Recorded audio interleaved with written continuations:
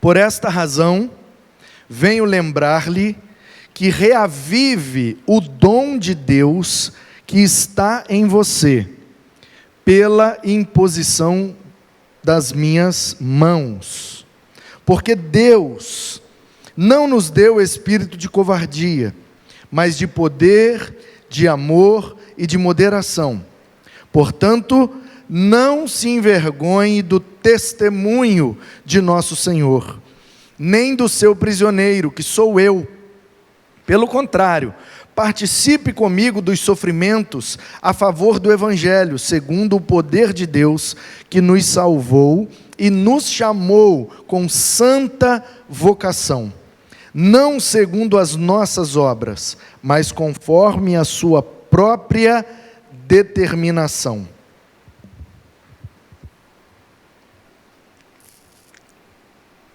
Gente, sumiu o versículo.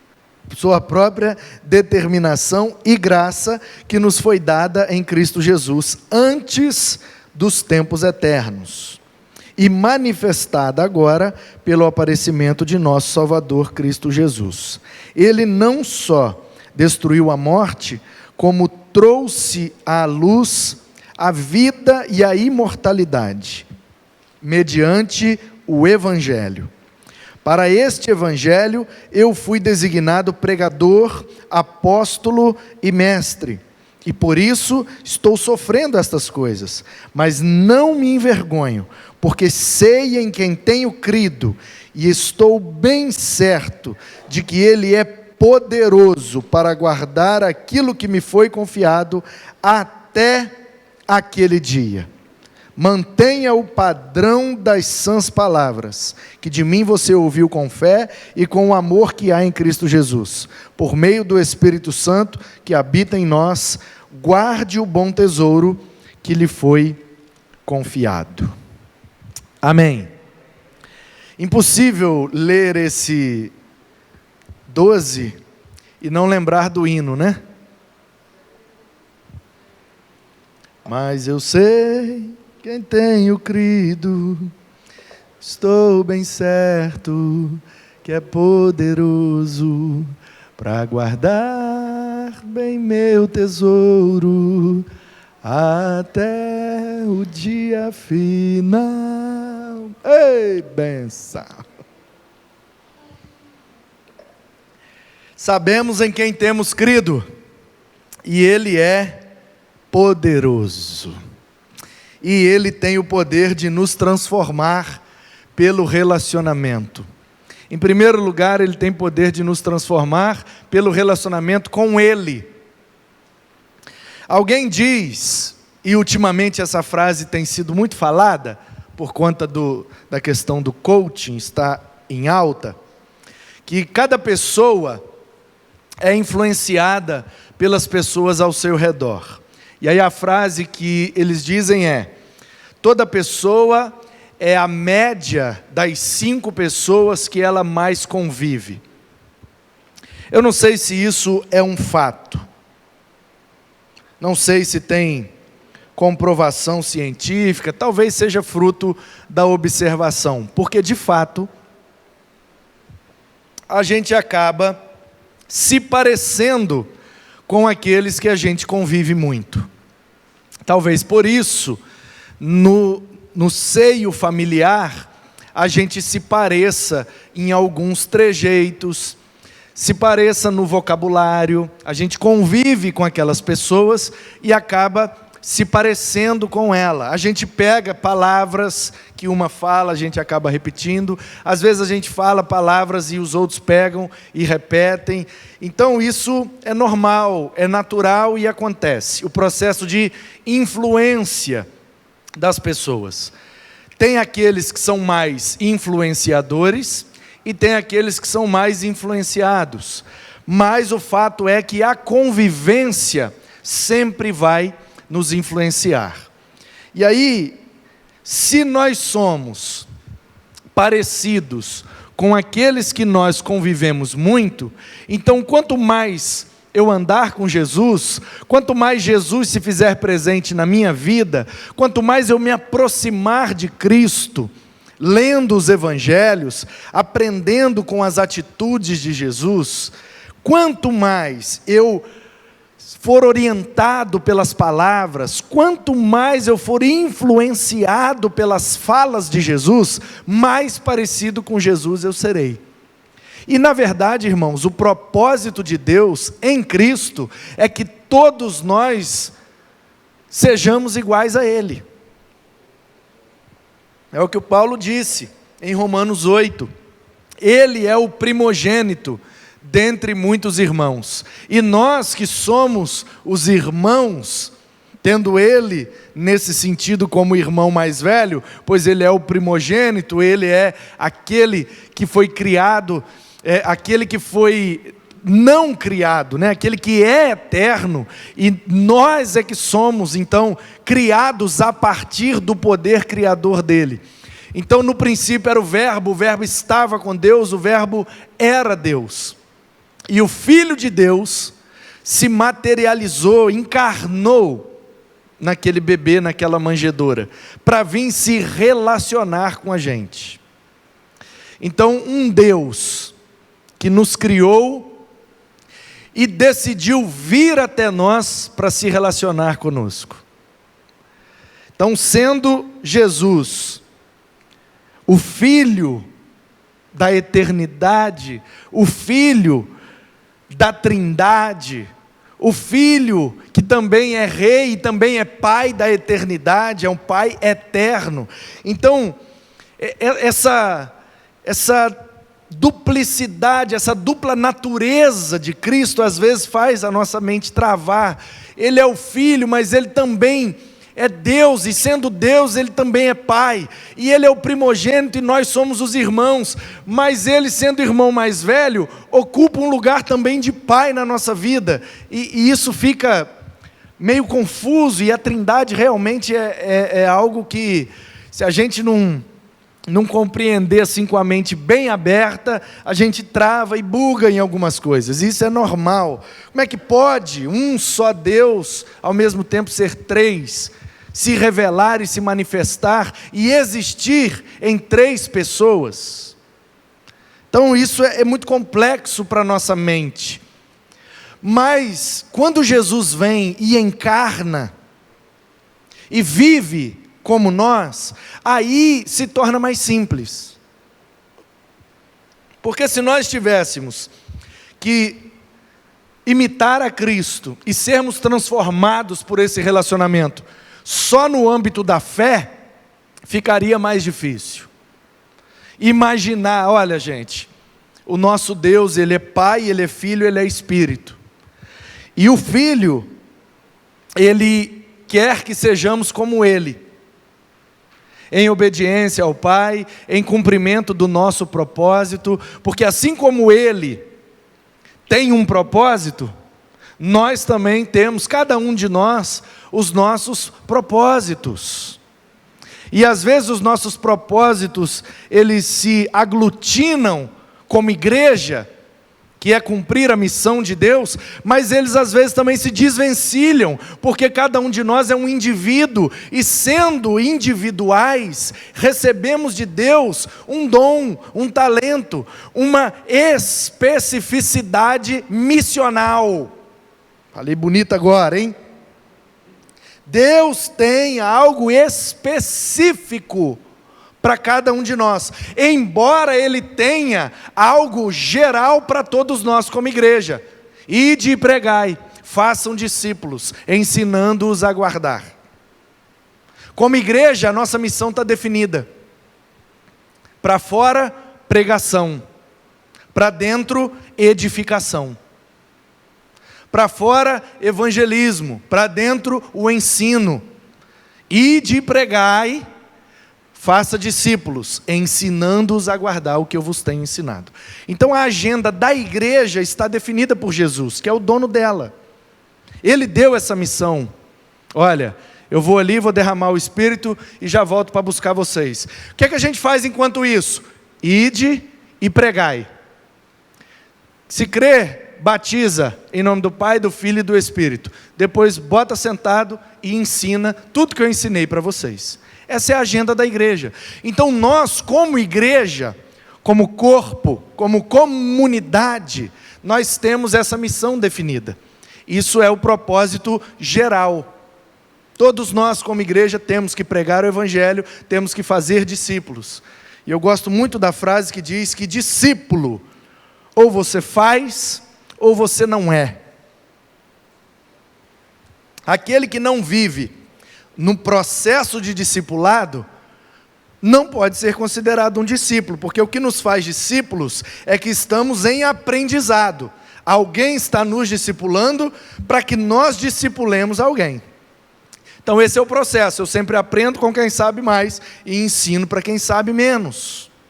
Esse é o processo que desde Jesus, passando pelos apóstolos, chegou até a gente. Ai de nós, se ninguém tivesse pregado o Evangelho para nós. Ai de nós, se ninguém tivesse se aproximado de nós para nos ensinar a fé cristã. Ai de nós, se ninguém tivesse discipulado a gente.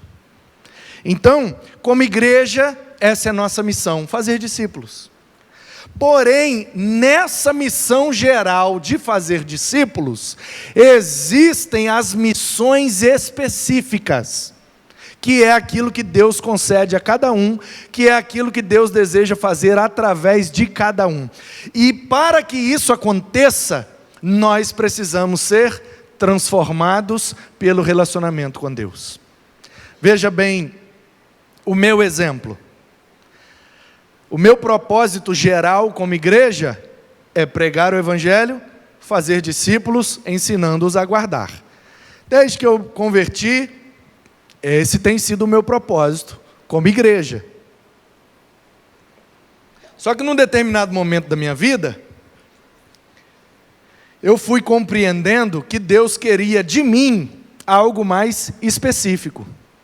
Olha, eu quero que você faça algo dentro dessa missão geral, você vai contribuir para que a igreja cumpra a sua missão, e vai contribuir dessa forma, cuidando e ensinando pessoas, integralmente, 100% dedicado a esse ofício.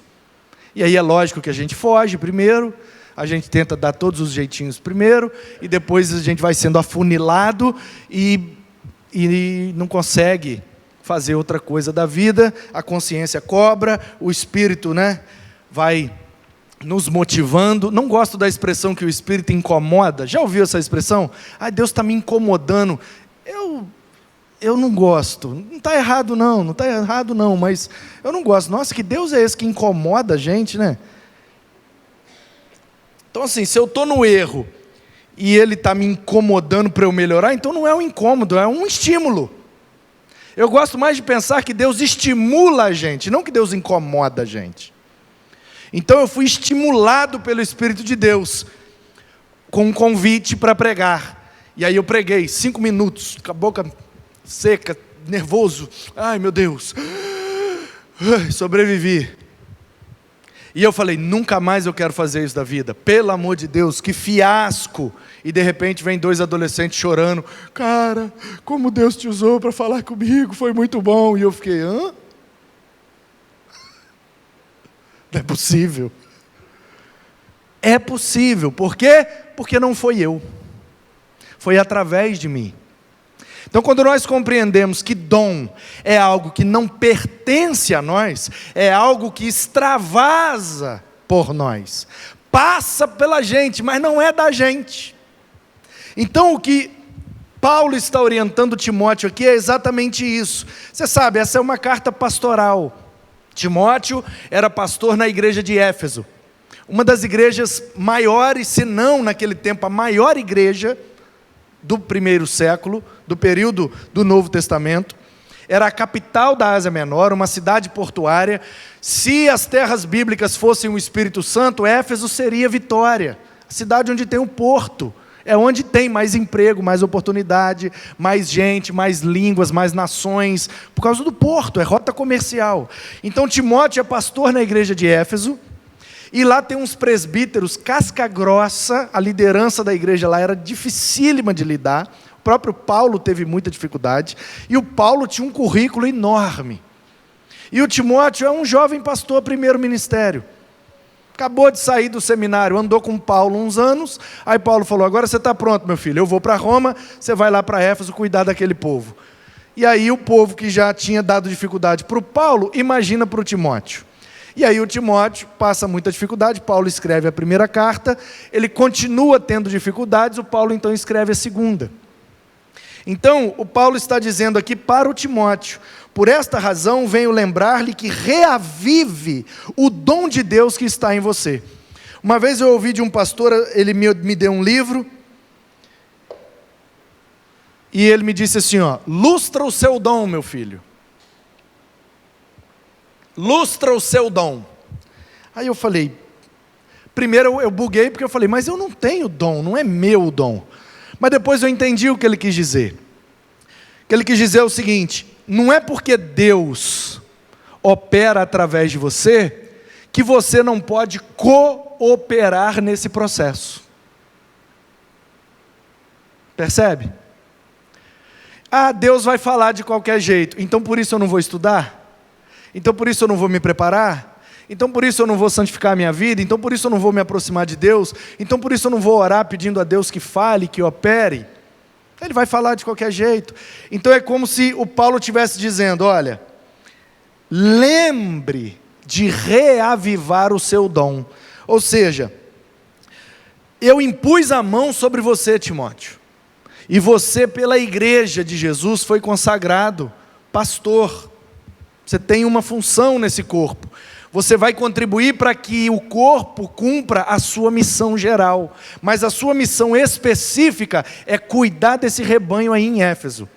É difícil, Timóteo? Muito. Os presbíteros são casca grossa demais. É complicado? É uma metrópole com todas as dificuldades que temos hoje em dia.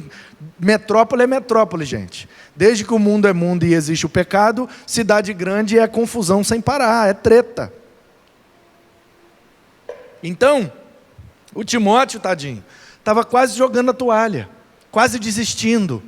E Paulo dizendo para ele, olha, Deus, na sua infinita e eterna bondade, decidiu através de você fazer algo específico. Você vai jogar isso fora? Você não pode se esquecer disso, Timóteo. Deus escolheu você, cara.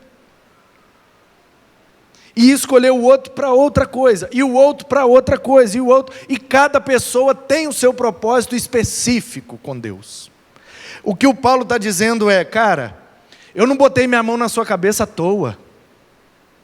Não é possível que nós caminhamos aqueles anos todos juntos, não é possível que a gente viveu aquilo tudo, para você agora jogar a toalha e desistir? Não, reavive o dom que há em você. Ou seja, se lembre de quem você é, de onde Deus te tirou e daquilo que Ele tem na sua vida e o que vai fazer através da sua vida. Quando a gente se lembra do que Deus fez por nós, que Deus faz para nós, que Deus faz em nós, que Deus faz através de nós, e o que Deus faz apesar de nós, a gente não consegue fazer outra coisa da vida, a não ser viver o propósito específico que Ele separou para nós. Então a grande pergunta é, qual é o dom de Deus que está em ti? Em Timóteo havia um dom, e Paulo está dizendo, não abandone isso por causa das dificuldades, não abandone isso por causa das adversidades, não deixe de fazer o que Deus te chamou para fazer, só porque está difícil. Aí eu lembro daquele pastor, lustra o seu dom, meu filho. E aí ele, me considerando, um pregador, me deu um livro que ensinava mais sobre pregação. E aí você tem duas possibilidades numa situação dessa: se sentir ofendido, falar, poxa, o cara achou que eu prego mal, me deu até um livro para eu aprender a pregar melhor. Ou se sentir prestigiado, poxa, o cara viu em mim algo especial que decidiu investir e me dar um livro. aí a gente acaba muito revelando o que está no nosso coração quando a gente reage nessas situações. Tem gente que reage sempre para o negativo, é a pessoa do copo meio vazio, né? Ai, ele disse que eu não sei pregar, me deu um livro, quer saber também, não vou ler esse livro, não vou saber, perdeu uma grande oportunidade. Agora, tem aquela turma do copo meio cheio, que fala, olha, o cara viu em mim algo especial, e me deu um livro, mais de 50 conto custa esse livro? Que bênção, eu vou comer cada página desse livro e vou aprender. Claro que eu preciso aprender, claro que eu preciso crescer. Então, é mais ou menos o que Paulo está fazendo com Timóteo. Só que não foi um livro, foi uma carta. Timóteo, dá uma estudada nisso aí, meu filho. Dá uma lida, ora sobre isso. E não desiste não, cara. Não, você ainda está no processo de transformação. E o seu relacionamento com a igreja de Éfeso também está sendo usado por Deus para transformar você. Seu caráter, sua personalidade, seus defeitos e também suas qualidades. Então Paulo está estimulando, inspirado pelo Espírito, estimulando o Timóteo. E Deus está nesta noite nos estimulando. Nós podemos ser transformados pelo relacionamento. Pelo nosso relacionamento com Deus e pelo relacionamento com aqueles a quem Deus nos envia.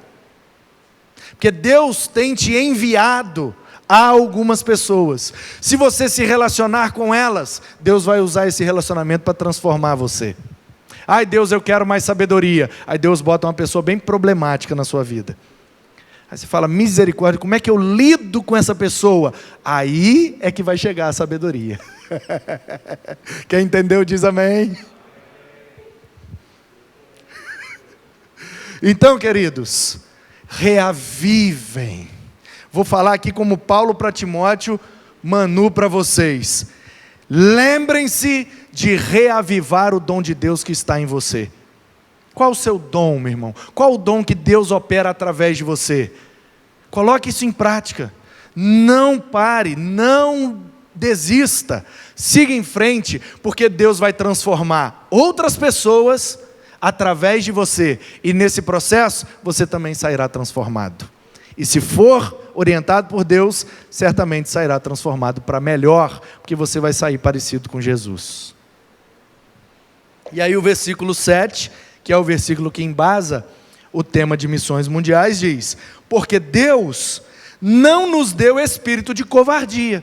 Por que é que Paulo está falando isso com Timóteo? Porque ele está se acovardando. Não, o ministério não é para mim, essa igreja é muito difícil, eu não dou conta, não, Paulo, eu desisto. Rapaz, quem concede o dom, quem opera o dom, não é o Espírito? Sim, Paulo, é o Espírito. E esse Espírito não é o Espírito de Deus? Sim, Paulo, é o Espírito de Deus. E você já viu o nosso Deus sendo covarde? Você já viu o nosso Deus sendo medroso? Você já viu o nosso Deus desistir de alguma batalha?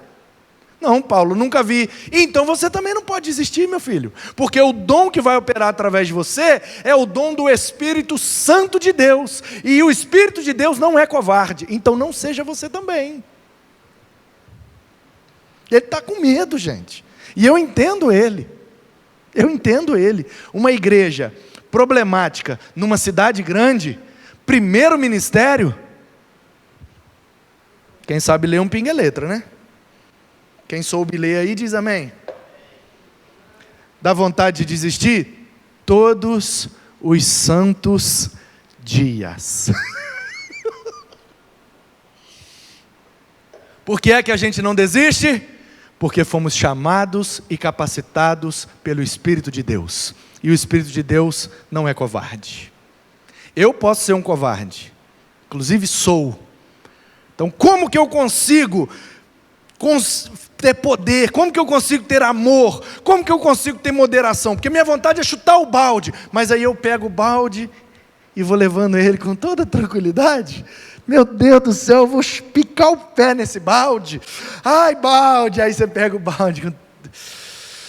Ai, moderação, né?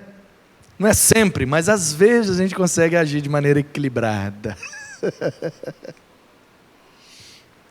Como que a gente consegue servir a Deus, enfrentar essa pressão interna de ser instrumento, de ser canal de Deus para as pessoas, viver se relacionando e nesse processo sendo transformado, e isso dói. Toda transformação dói. Pega um morador de rua, você já viu isso na televisão, antes e depois. Pega um cara em situação de rua e leva ele, faz a barba, corta o cabelo e tal, limpeza de pele e arruma os dentes, não sei o que, tal, bota o cara como era na rua e depois da transformação. Nossa, ficou lindo, mas o trabalho que deu. Ficou maravilhoso, mas e a dor que ele sentiu? Então, transformação é maravilhoso, mas a gente não pode se esquecer que qualquer coisa para ser transformada vai precisar ser mexida. E quando mexe, dói. Então, se dói, meu irmão, isso é um bom sinal. Está doendo é porque está mexendo. Está mexendo é porque está transformando. Se está transformando é porque Deus está fazendo a vontade dEle. Por isso, em tudo, daremos graças. Porque o Senhor não nos deu espírito de covardia, mas de poder. E é esse o poder que nós temos para transformar, porque esse poder primeiro nos transforma, para depois transformar através de nós. Porque se não me transformar, vai ficar difícil de através de mim transformar outros. Então Paulo está dizendo, olha, não se envergonhe do testemunho, pregue o evangelho, diz que você é de Cristo. Se perguntarem se você é meu amigo, fala que você é meu amigo. Se jogarem na sua cara que eu estou preso em Roma, eu estou preso em Roma, pela vontade de Deus. Se todo mundo achar que nós estamos derrotados por isso, deixem pensar, em Cristo nós somos mais que vencedores. Não desanime, não desista, não retorne, segue adiante, reaviva o seu dom e é para esse evangelho que nós fomos designados. Paulo foi apóstolo, pregador, mestre. Nem todo mundo será pregador, nem todo mundo será apóstolo, nem todo mundo será mestre. Mas alguma coisa todo mundo pode ser no reino de Deus. Porque o Espírito que opera em todos é um Espírito de poder e através dele nós podemos. Tudo podemos, porque ele nos fortalece. Por isso, não me envergonho, porque eu sei em quem tenho crido, e estou certo que Ele é poderoso. O Paulo repete a informação. O Espírito de Deus não é covarde, Timóteo. Ele é poderoso, Ele vai te dar poder para fazer. Paulo, mas eu não estou conseguindo, eu não posso mais pastorear essa igreja. Pode. Eu não tenho mais forças, então permita que a força de Deus opere através de você. Eu não consigo mais, então permita que o poder de Deus consiga através de você, porque Ele é poderoso. Poderoso para nos salvar, poderoso para nos capacitar, poderoso para nos usar e poderoso para guardar o nosso tesouro até que Jesus venha nos buscar. Mas nós sabemos em quem temos crido e estamos bem certos que Ele é poderoso para guardar o nosso tesouro, que é a vida eterna, até que lá chegaremos todos. Mas enquanto não, reavive o dom que há em ti. Não se envergonhe do seu testemunho. Fale de Cristo. Fazer missões é falar de Jesus.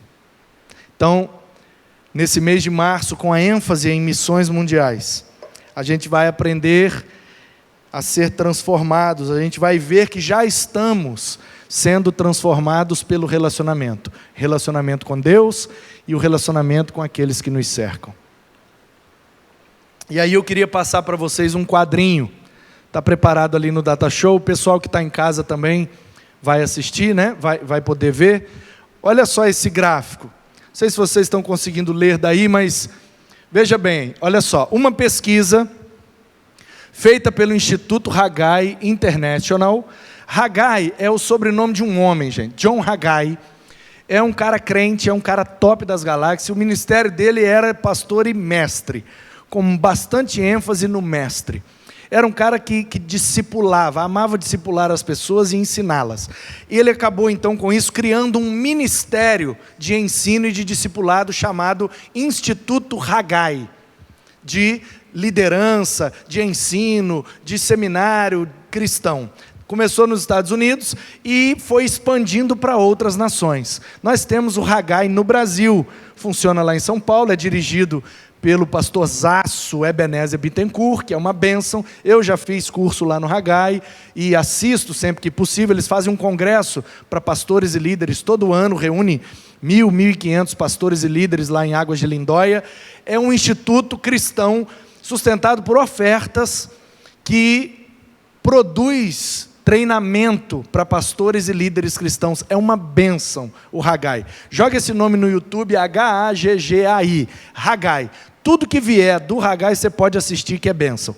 Palestra, pregação, curso, videozinhos curtos. Instituto Haggai é top, muito top mesmo. Eu tenho lá, né, um certificadozinho lá no gabinete, depois eu te mostro lá. Então, o Haggai internacional, ou seja, usando todas as nações em que eles estão presentes. Fizeram essa pesquisa e perguntaram às pessoas como que elas se converteram ao Evangelho. Foi pelas igrejas, eles têm acesso a muitas igrejas, porque eles treinam muitos líderes, então eles tiveram acesso a muitas igrejas e fizeram essa pesquisa.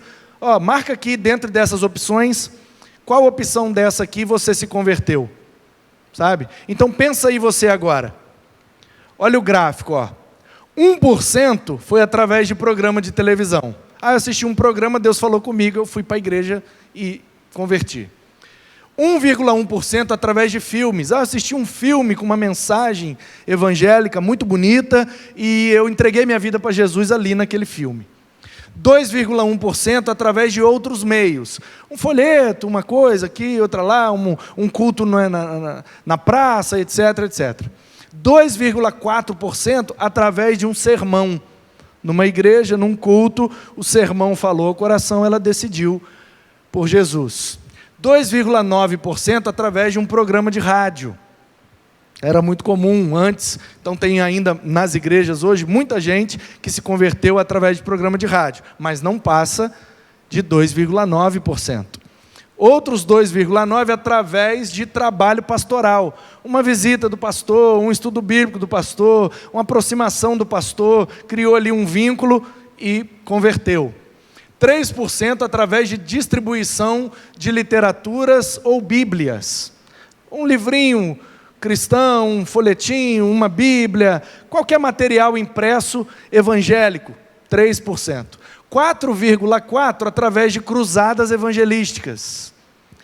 Vai ter um evento lá num estádio de futebol, numa praça, numa igreja, vai vir um cara que é evangelista, você convida alguém e um evento de 2, 3, 4, 5 dias, só para ganhar gente para Jesus, um evento evangelístico, 4%. Aí olha agora, 29,9%, ou seja, praticamente 30%, que dá mais do que todos os outros, através de amigos. Eu fui através de um amigo. André Michelin converteu, passou lá no Zumbi, me chamou, eu fui para a igreja com ele, converti naquela noite de quarta-feira, através de um amigo. Foi o sermão que o pastor Nilson pregou, filho pródigo, volta para casa, Deus é o pai que você precisa. Sim, tudo contribuiu, mas o primeiro contato foi com um amigo. Se ele não me chama, eu não ouço o pastor Nilson. Então foi um amigo. E quase 50%, gente, 49,7%, através de parentes, familiares. Eu tenho absoluta certeza que todos que estão aqui, ou foi através de um amigo, ou foi através de um parente. Seu primeiro contato com o Evangelho, que te levou a aceitar a Cristo, eu tenho absoluta certeza, todos nós que estamos, se alguém que estiver aqui não foi de amigo, não foi de parente, levanta a mão, pode ser que você esteja nos outros porcentozinho ali, mas eu acho muito difícil que esteja. O que é que a gente percebe com isso?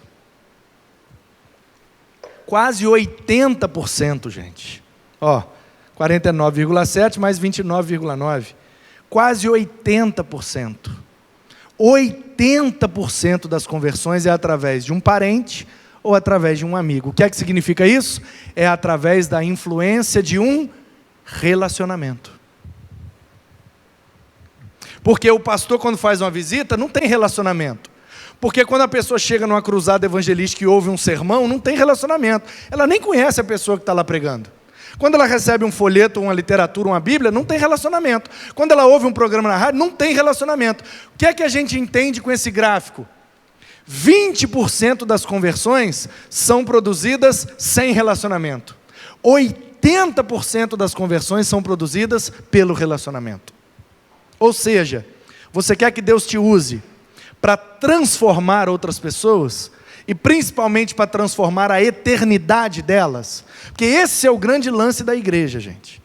Porque ONG, associação, outros grupos, outras comunidades, é bênção, é saudável, é legal, não sou contra nenhuma delas, nenhuma, desde que não te leve a praticar aquilo que é pecaminoso.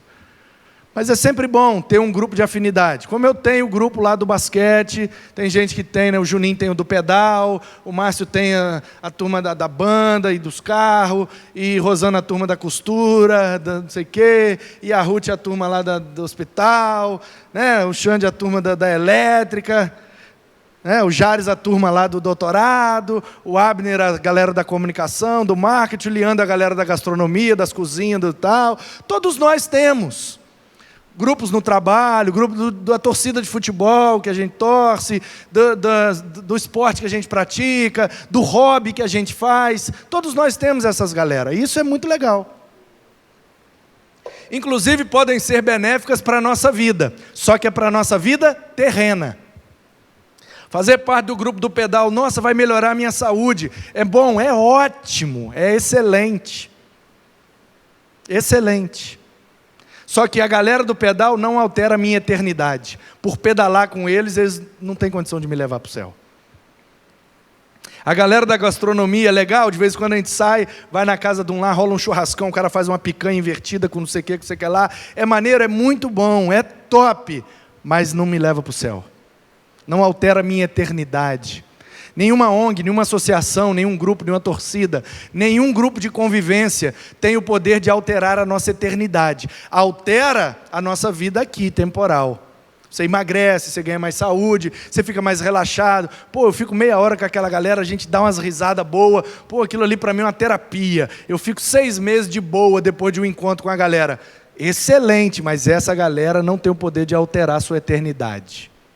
A única galera que se reúne e que chama gente para fazer parte da galera que pode alterar a eternidade da gente é a galera da igreja. Porque nós temos essa missão. E nós fazemos essa missão em Guaranhuns, em Vila Velha, no Espírito Santo, no Brasil e no mundo, através das nossas extensões missionárias. A nossa igreja cumpre a missão aqui no bairro. A Associação das Igrejas cumpre a missão em Vila Velha. A Convenção Estadual cumpre a missão aqui no Estado. A Convenção Brasileira cumpre a missão no Brasil. E a Aliança Batista Mundial cumpre a missão nas nações. E nós temos Ministério de Evangelismo, nossas ações evangelísticas, e os cultos são uma delas. Nós temos a Junta de Missões Estaduais, nacionais e mundiais. Nesse mês, vamos falar bastante da Junta de Missões Mundiais. E a partir de agora, então, até o último culto, tudo que entrou naquele gasofilácio será contabilizado e vai ser enviado para... Aliás, ainda já estamos em mundiais, né? De 1º de janeiro para cá, tudo que tem entrado ali já vai ser computado para enviar para missões mundiais. Agora a gente enfatiza a campanha, o tema, e vai até maio. Tudo que cair dentro do gasofilácio vai para missões mundiais. Por quê? Porque nós queremos cumprir Atos 1:8. O que é que Jesus disse para os discípulos em Atos 1:8? Fiquem em Jerusalém, até que o Espírito seja derramado, e sejam minhas testemunhas em Jerusalém, na Judéia, Samaria e até os confins da terra. Não é Jerusalém, ou Judéia, ou Samaria, ou confins da terra. Não é ou, é e. É uma conjunção aditiva, né, Jares? É uma coisa mais a outra. Nós temos que ser testemunhas em Guaranhuns, no estado do Espírito Santo, no Brasil e no mundo. Pastor, mas a gente não consegue estar lá na nação, mas nós temos um missionário lá. Uma oração que a gente faz aqui, ele sente-se mais fortalecido. Tem um povo orando por mim. R$1 que a gente bota ali no gasofilácio, vai bater na mão de um missionário. Nós já ouvimos aqui nos talk shows várias vezes. R$1 na África mata a fome de uma criança por uma semana. R$1 compra um saco de pão. Mata a fome por uma semana de uma criança. Ah, eu não posso contribuir muito. Meu irmão, contribua. Contribua com a sua oração, contribua com a sua oferta, contribua com a sua vida. Porque Deus não te deu espírito de covardia. Ele te deu ousadia, poder, amor e moderação.